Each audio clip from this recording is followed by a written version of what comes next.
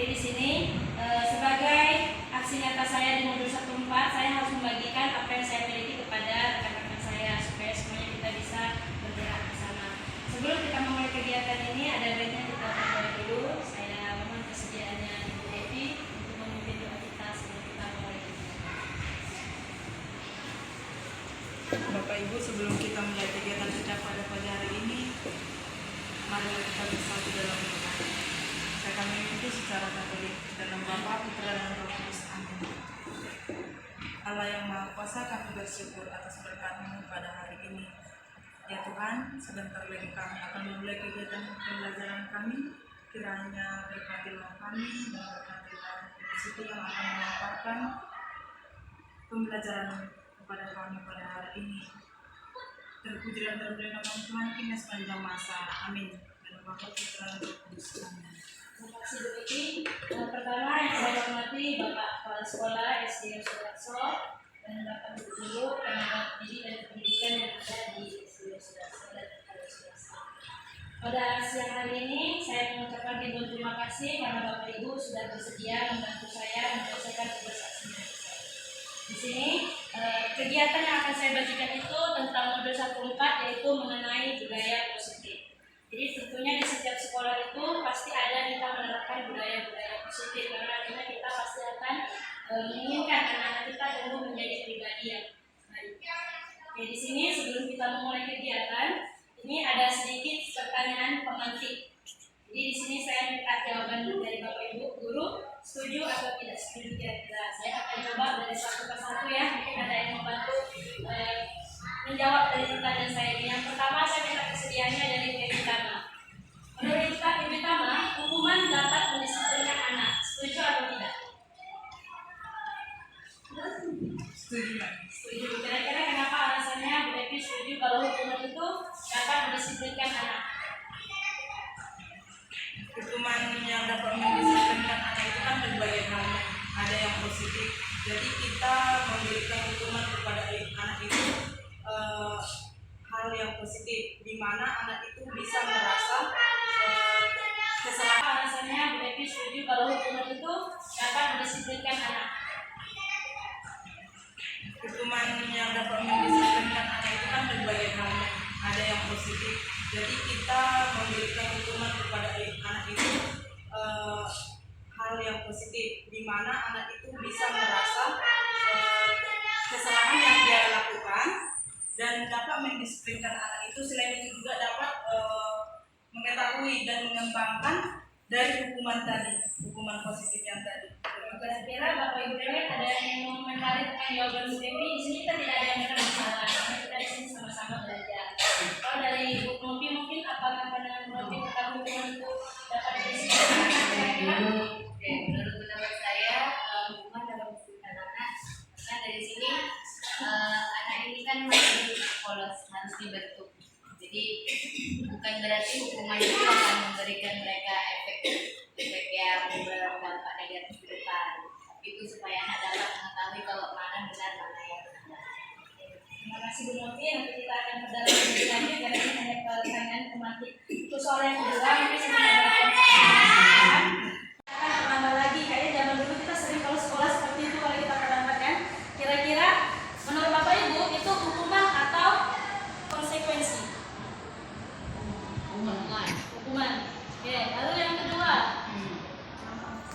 lari mengelilingi lapangan basket 2 kali karena terlambat hadir di sekolah. Hukuman. Yang ketiga, murid diminta untuk push up 15 kali karena tidak menggunakan masker. Hukuman. Yang keempat, menggantikan kertas tugas teman yang telah dicoret-coret. Jadi ada kejadian misalnya di kelas dia mencoret-coret kertas temannya, lalu dia disuruh menggantikan kertas yang telah dicoret-coret. Kemudian membersihkan tumpahan air di meja tulis karena tersenggol pada saat belajar. Konsekuensi, murid disuruh untuk mengenakan sepatu seharian di sekolah karena tidak mengenakan sepatu hitam. Yang terakhir, lari mengelilingi lapangan basket 2 kali karena terlambat 10 menit saat pelajaran PJOK. Oke, ini kira-kira tadi eh, jawaban yang dari Bapak Ibu inputkan. Oke, cuma yang terakhir ya, lari mengelilingi lapangan basket 2 kali karena terlambat, karena dia sudah melakukannya beberapa kali tadi kan, berarti itu masuk konsekuensi.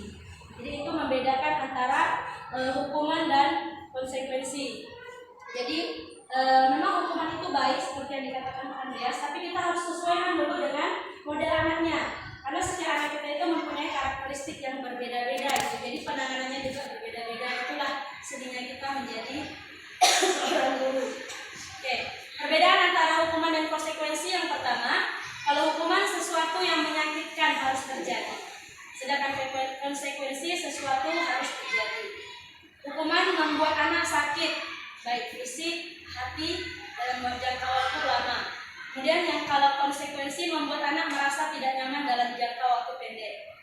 Yang ketiga, hukuman bisa membuat anak menjadi benci dengan kedisiplinan. Kalau konsekuensi dia akan menghargai kedisiplinan. Lalu di sini hukuman bisa jadi berupa paksaan. Kalau konsekuensi itu stimulus dan tanggapan. Hukuman dapat mendorong anak menyakiti diri sendiri, sedangkan konsekuensi mendorong anak agar mudah menyesuaikan dirinya. Hukuman itu konsep diri yang buruk, sedangkan konsekuensi konsep diri yang baik, karena dia berusaha mengetahui dulu dirinya sendiri, dia mengetahui kesalahannya untuk diperbaiki sendiri.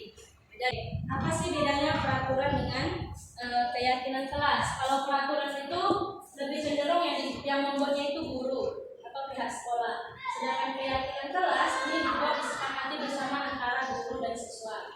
Contohnya, kalau peraturan selalu kembalikan buku ke tempatnya. Kalau keyakinan kelas itu berarti merupakan tanggung jawab. Jadi dia lebih secara umum.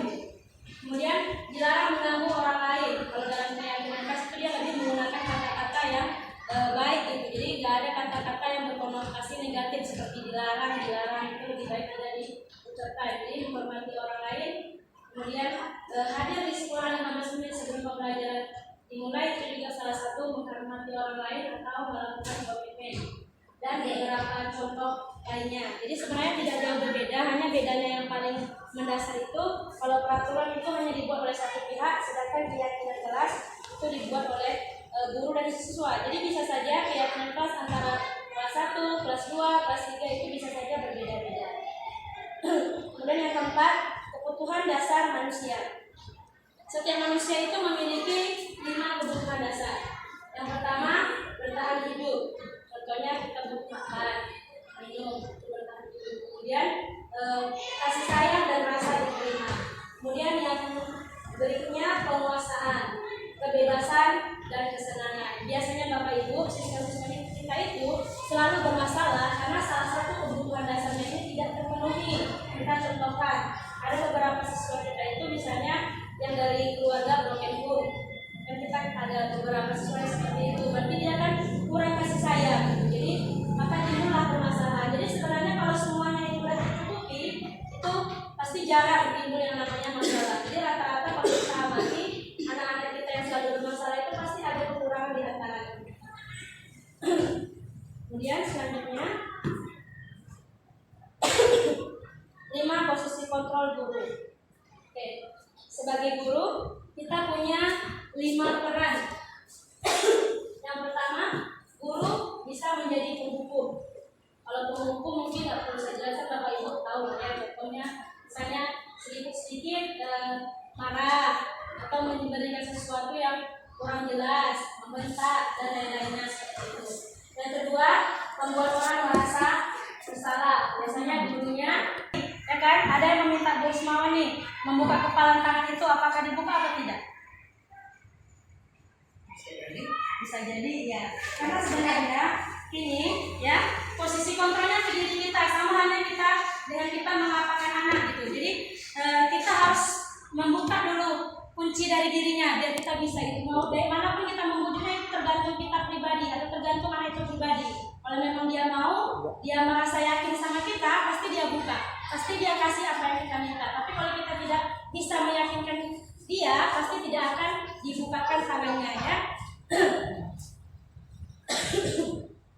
Selanjutnya disiplin positif yang di sini teori kontrol atau teori pilihan dari Dr. William Glasser ya. Di sini